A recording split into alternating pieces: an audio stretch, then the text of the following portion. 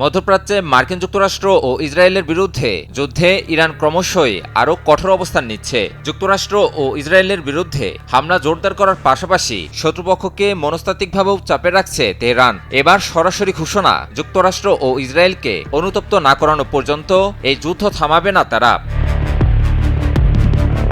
সম্প্রতি এক বক্তব্যে ইরানের সশস্ত্র বাহিনীর মুখপাত্র ব্রিগেডিয়ার জেনারেল আবুল ফজল শেখারচি স্পষ্ট করে জানিয়েছেন, এই যুদ্ধ শুধুমাত্র প্রতিশোধ নয়, এটি একটি কৌশলগত অবস্থান। তার ভাষায়, শত্রুপক্ষকে এমনভাবে শাস্তি দেওয়া হবে যাতে ভবিষ্যতে আর কখনো তারা ইরানে হামলা সাহস না করে।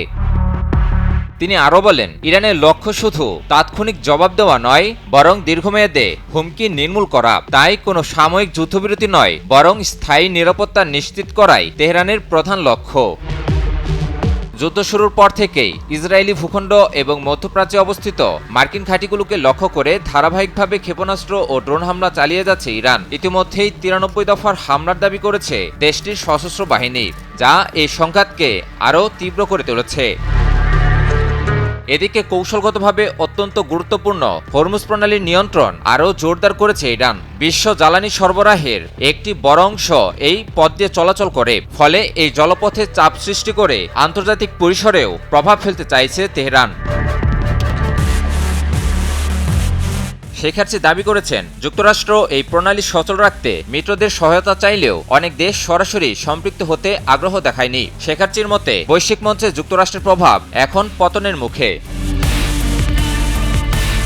একই সঙ্গে মার্কিন প্রেসিডেন্ট ডোনাল্ড ট্রাম্পের সাম্প্রতিক বক্তব্য ও সম্ভাব্য স্থলঅভিযানের হুমকিরও কড়া সমালোচনা করেছেন শেখারচি। ইরানের এই শীর্ষ সামরিক কর্মকর্তা জানিয়েছেন, যে কোনো আগ্রাসনের জবাব আরও কঠোরভাবে দিবে ইরান। ক্রাঞ্চি রোলের ভিতর চকলেট ক্রিমের ফিলিংয়ে অল টাইম ক্রিম রোল, মুখে দিতেই স্পেশাল ইনসাইড। বিশ্লেষকদের মতে, ইরানের এই অবস্থান ইঙ্গিত দিচ্ছে, যুদ্ধ এখন আর শুধুমাত্র সামরিক সংঘাতের মাঝেই সীমাবদ্ধ নেই। এটি পরিণত হয়েছে এক দীর্ঘমেয়াদী কৌশলগত লড়াইয়ে, যেখানে সামরিক শক্তির পাশাপাশি অর্থনীতি, জ্বালানি ও কূটনীতিও বড় ভূমিকা রাখছে। সব মিলিয়ে বর্তমান পরিস্থিতি এমন এক পর্যায়ে পৌঁছেছে যেখানে এই সংঘাতের দ্রুত সমাধান এখন আরও অনিশ্চিত হয়ে উঠছে। ইরানের এই কঠোর বার্তা স্পষ্ট করে দিচ্ছে, এই যুদ্ধ সহজে থামার নয়, বরং সামনে আরও বড় ও জটিল পরিণতির দিকেই এগোতে পারে মধ্যপ্রাচ্য। আর এর মাধ্যমে ইরান হয়ে উঠতে পারে মধ্যপ্রাচ্যের নতুন পরাশক্তি। ইমন আলী, নিউজ 24।